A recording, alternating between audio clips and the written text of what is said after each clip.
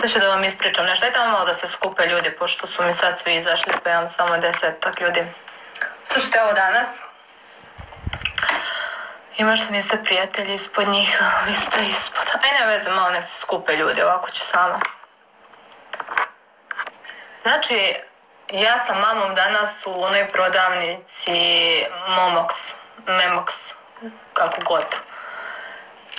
I ja naravno stala tamo kod jelke, svidjela mi se neka jelka, rekao hoću li je kupiti, neću, rekao aj malo da razmislim, da prozujim, pa rekao da razmislim da li da je kupim ili da je ne kupim, da se sama sa sobom saberem. I ja tu se zadržala kod te jelke i kod tih ukrasa.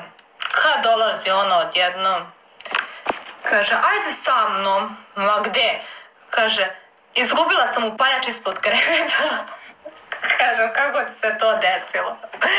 Kaže, ajde nađi samo neki štap, nešto da ga izvučem odatme. I ja rekao, pa ajde.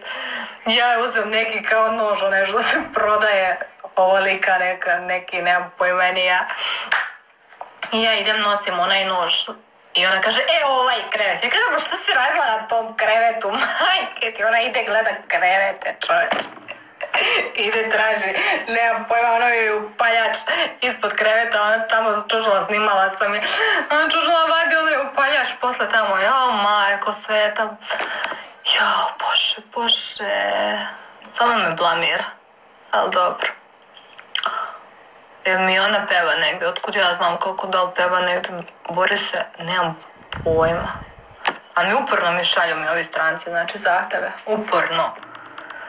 Sreća nije bio paparaco, bukvalno. Ali bukvalno, znači hit.